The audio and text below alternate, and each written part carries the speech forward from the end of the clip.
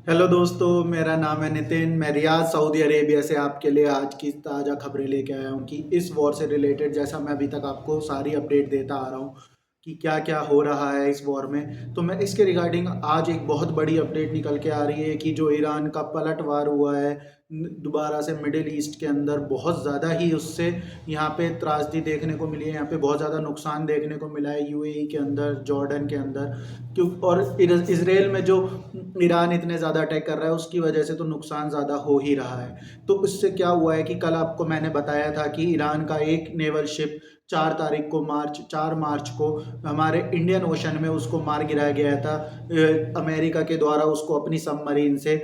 और जो कि एक बहुत सही नहीं हुआ था, उसको मैंने कंडेम किया था विदाउट एनी वार्निंग। तुम आप कहीं पे भी जाके किसी को नहीं मार सकते, भले से वो इंटरनेशनल वाटर है। आप उस कानूनन आप उस चीज़ के लिए सही हैं इंटरनेशनल लेवल पे, बट मेरे हिसाब से उस वो एक गलत चीज़ हुई है जो कि नहीं होनी चाहिए थी। उसके वजह से ईरान इतना ज़्यादा भड़क उठा है कि उसने बोला है कि हम इसका बदला बहुत ज़्यादा पुरजोर से लेंगे। जो कि मुझे ऐसा लगता है कि इससे बहुत ज़्यादा हैवी अटैक देखने को मिलेगा ईरान का अब यहाँ पे अमेरिका के ऊपर, अमेरिका से संबंधित लोगों के ऊपर जो अमेरिका की मदद कर रहे हैं इस चीज़ में।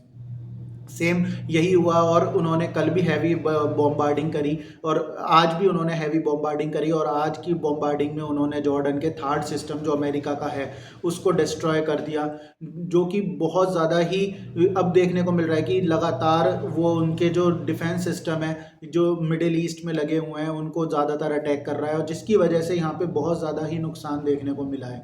और सेम यही चीज़ हुई है यूएई के अंदर। यूएई के अंदर कल उन्होंने बोला कि जब उनकी मीटिंग हुई यहाँ पे जब सारे गल्फ़ कंट्रीज़ की मीटिंग हुई, ईरान ने वहाँ पे बोला कि मैं अब जो ये सारे गल्फ़ कंट्रीज़ मेरे मित्र हैं, मैं इनके ऊपर अटैक नहीं करना चाहता, बट अगर यहाँ से कोई भी यूएस एक्टिविटी होगी तो उसके परिणाम इनको भुगतने होंगे, जो कि सही नहीं है। और डायरेक्टली ऐसा बोल के ईरान ने वहाँ से अपना पल्ला झाड़ लिया। और फिर उसके बाद उन्होंने आज ये देखने को मिला कि उन्होंने जस्ट तुरंत 2 से 3 घंटे बाद उनके यहाँ पे हैवी बॉम्बार्डिंग यूएई में देखने को मिली। यूएई में उन्होंने अटैक किया एयरपोर्ट के पास जहाँ पे मेट्रो भी निकल रही थी, और वहाँ पे एक बहुत बड़ा अटैक देखने को मिला जिसकी वजह से उनका शहीद ड्रोन वहाँ पे जाके टकराया। और शहीद ड्रोन के टकराने के बाद जो बूम निकला उसकी वजह से वहाँ पे मशरूम जैसा काफ़ी ऊंचा एक फॉग देखने को मिला जो मशरूम शेप में था, जो कि ज़्यादातर एक बहुत ज़्यादा जब हैवी लोड कैपेसिटी का जब बॉम्ब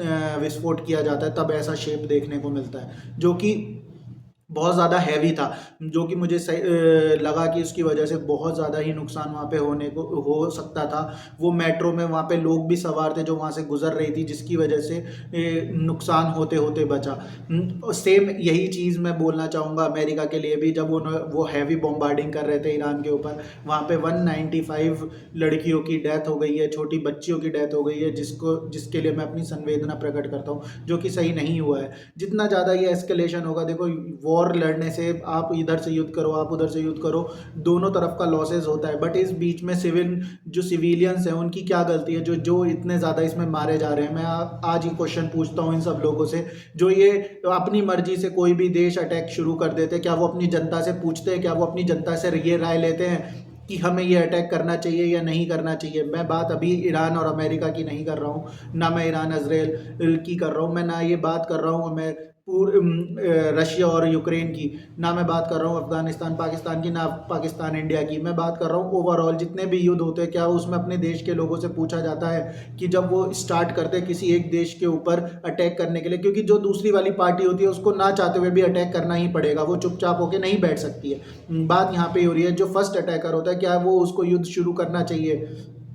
क्या वो अपनी जनता से वो चीज़ राय लेता है? अगर अमेरिका कहता है कि हम एक बहुत ज़्यादा डेमोक्रेटिक कंट्री हैं, तो क्या अमेरिका ने अपने कंट्री में पूछा, क्या उसने अपनी कांग्रेस से ये चीज़ का समर्थन लिया कि मुझे ईरान के ऊपर अटैक करना चाहिए या नहीं करना चाहिए? क्योंकि इसकी वजह से कौन इस सब चीज़ों की लाइबिलिटी सेट करेगा? मुझे ये नहीं समझ आता कि जो ये सिविलियंस की डेथ हो रही है उनकी लाइबिलिटी कौन सेट करेगा?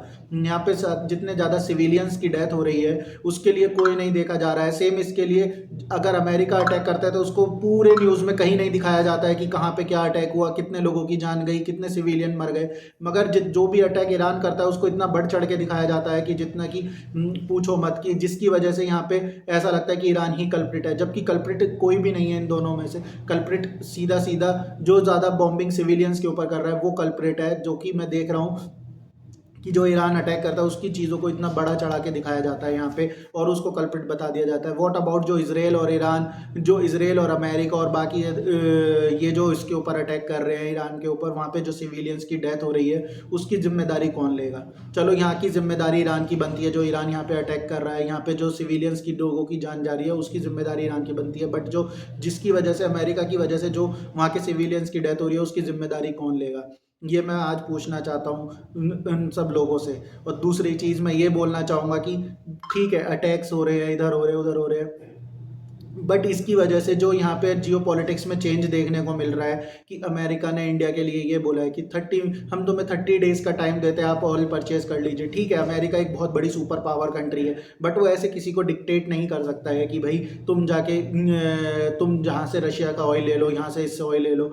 आप किसी की सॉवरेनिटी का ऐसे उल्लंघन नहीं कर सकते हैं। अमेरिका इस तरह से इंडिया की सॉवरेनिटी का उल्लंघन कर रहा हो। इसमें मैं ये भी बोलना चाहूँगा कि इंडिया यहाँ पे बैठे बैठे करके रहे, वहाँ के इंडिया के जो विदेश मंत्री हैं, वैसे तो उनको यूरोप को लेके बहुत अच्छे अच्छे बयान निकल के सुनने में आ जाते हैं, यूरोप को लेके उनको बोलने में कोई हिचक नहीं होती है। बट जहाँ अमेरिका की बात आती है वो इतना संभल संभल के बोलते हैं कि मुझे ये चीज़ नहीं समझ आती है इंडियन पॉलिसी की, कि जहाँ पे आप बोलने वाली चीज़ है जिसमें इंडिया की साख दांव पे लग रही है तो उसको कौन जिम्मेदार है? जैसे घर के अंदर जब एआई समिट हुआ, जो कांग्रेस ने हरकत करी वो भी नकारा थी, और जो ये आज अमेरिका के करने पर जो इंडिया की गवर्नमेंट, विदेश मंत्री यहाँ पे चुप हैं, ये भी नकारा है। ये भी एक देश के ऊपर धब्बा है। जितना ज़्यादा हम यहाँ पे चुप रहेंगे उतना ज़्यादा अमेरिका हमारे ऊपर चढ़ता जाएगा। तो ये इंडियन भाई बहनों से, देश की कंट्री के जो हमारे मिनिस्टर्स हैं, मैं उनसे ये पूछना चाहता हूँ कि आप इसका जवाब क्यों नहीं दे रहे हैं? क्योंकि ये जवाब आपको देना चाहिए इन सब चीज़ों के लेके कि ये आप, अमेरिका हमको ऐसे इस तरह से डिक्टेट नहीं कर सकता। ना चाहते हुए भी आप ये तो बोल सकते हैं ना इतना भी, कि आप, अमेरिका हमें ये ना बताए कि हमें किससे तेल लेना है या नहीं लेना है। ये हमारी खुद की चॉइस है कि हम कहाँ से तेल लेंगे, कहाँ से नहीं लेंगे।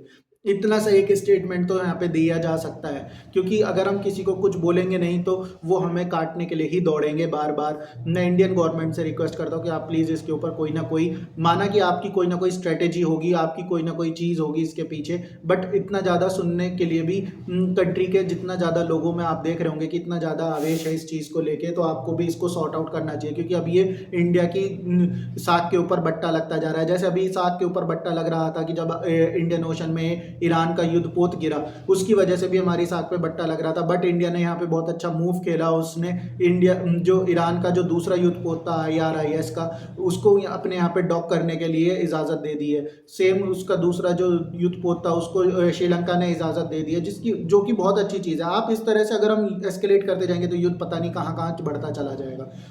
दोस्तों, अभी तक की तो यही न्यूज़ निकल के आ रही थी मेरे पास। फिलहाल इस अभी जो करंट में न्यूज़ आई है मेरे पास, उसमें ये बोल रहे हैं अमेरिका की अब वो हैवी बॉम्बार्डिंग करेगा। और कितनी हैवी बॉम्बार्डिंग होगी, क्योंकि ऑलरेडी उन्होंने पूरे ईरान को छेद के रख दिया है। और कितनी ज़्यादा हैवी बॉम्बार्डिंग करेंगे, क्योंकि जितनी ज़्यादा यहाँ से हैवी बॉम्बार्डिंग होगी, यहाँ पे सिविलियंस की लोगों की जान जाना स्टार्ट हो जाएगी। और इतनी ज़्यादा जान जा रही है सिविलियंस लोगों की, उसकी जिम्मेदारी कौन लेगा? ठीक है, मान लिया कि यहाँ पे अमेरिका ऑयल के लिए सारा गेम कर रहा है, बट ये भी चीज़ सही नहीं है। जो कि ये सब चीज़ें करना, आपको एक टेबल पे बातचीत करनी चाहिए और उसका सॉल्यूशन निकालना चाहिए। मैं तो यही बोलना चाहूँगा। फिलहाल दोस्तों, ये वीडियो मैं यहीं पे ही रोकता हूँ। अगर ऐसी कोई और बड़ी इन्फॉर्मेशन निकल के आती है तो मैं आपको ज़रूर अपडेट करूँगा। थैंक यू सो मच दोस्तों, मुझे देखते रहने के लिए। मेरा चैनल लाइक करें, सब्सक्राइब करें और कमेंट करना ना भूलें। Thank you so much.